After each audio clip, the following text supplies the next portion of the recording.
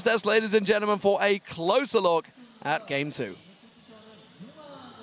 Thank you very much, gentlemen. We'll actually get to that replay later in the discussion, D-Man. But for now, let's go back to picks and bans.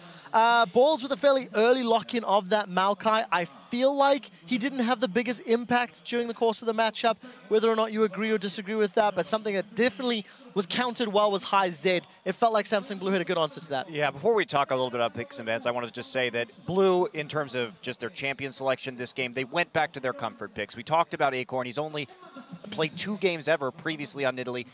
Rumble's his most played champion of all time. We talk about Hart. Thresh is his most played champion of all time. Yeah, he had it again this game like he did last game. And of course, Dade is renowned for his TF play. The crowd went nuts when he locked in TF. Yeah, the Elise for Meteor, 0-2 this tournament. Elise 5-10. We can take that graphic down for the time being as we move on the discussion. Let's talk about some of the early game.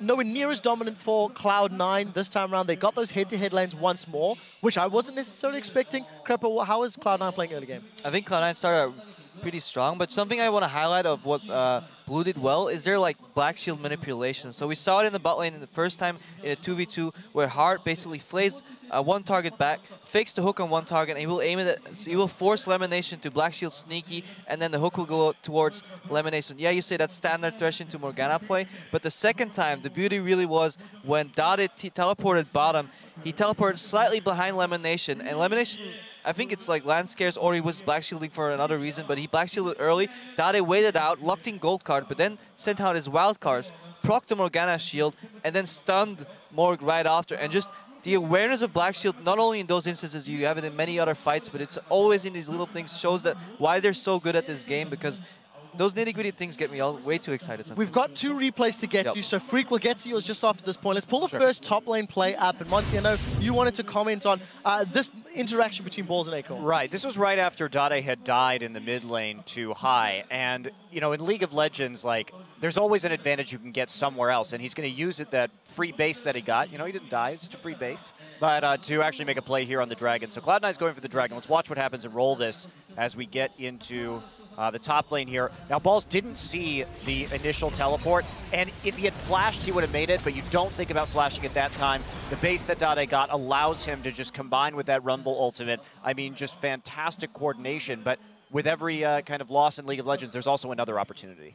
And this game felt like it was built off of, just kind of like the Samsung White versus TSM games, a whole bunch of very small individual incremental advantages. Meteos, you actually heard Danny talk about it, Elise versus Kha'Zix. You've got to make the moves early on. You've got to do more than your opponent. First Blood, good job Meteos. Showing up top, nearly worked out. All the ganks nearly work out, but Dade's there every single time. Or the TP comes down for Rumble in time and turns it around. There were like a half dozen in a row of Samsung Blue just turning it around. And you saw how well Samsung Blue fought with a gold parity or gold advantage, and I talked about that with the last game, like, oh, how close they fought despite the deficit. What I meant was, as soon as they get gold parity, look how strong they're going to be, and you're seeing it here. And just like you said, the TPs that they're using, like we have a replay right now just showing how great Samsung Blue's TP usage was.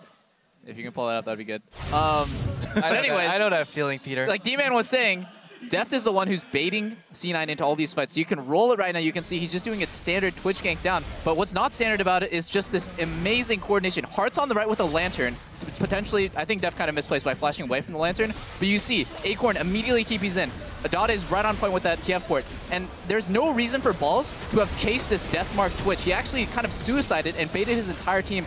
Heart with this amazing flash hook, and just everyone just gets cleaned up right here by Samsung Blue because Acorn's damage at this point is on a huge spike. He's on his Leandri's Sword Shoes spike, and it's just impossible to teamfight this. I think it's just really good to see how well Blue plays in regards to picks. They pick really well, and they respond to picks so well. Dade is always ready to move, especially when he plays TF, he will always teleport in. And that's what baffled me the most about Game 1. They ran a poke composition when their strength lies around reading the map, reacting to picks, or just picking people off themselves. So I hope, for Blue's sake, that they stick to it. I hope for Cloud9's sake that we see another rendition of the poke comp. Well, very, very strong play from Samsung Blue. They bounced back from a very heavy loss in Game 1. Cloud9 looked rattled in this particular game. Double, if maybe talk to me about the individual misplays we saw that we didn't see in Game 1. What was different this time around?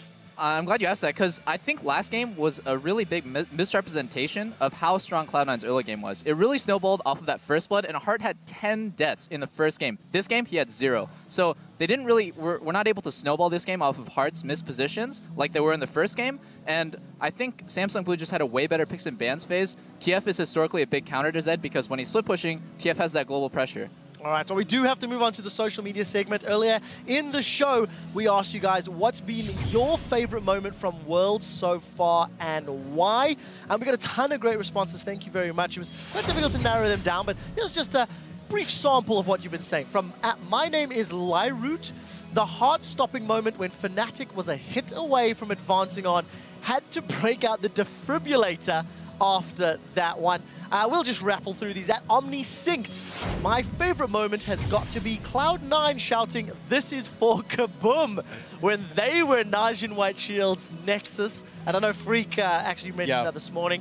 And then at Doc Anime, he tweets, Team Solo Mid killing Samsung White in the level 1 invade during game 3 shows that even gods can be killed when complacent. Yeah. And I think that's true. Yeah, and we even had a great moment here as well. High going full Sam Fisher. It proved that he'd have to play AD carry to be sneaky this game.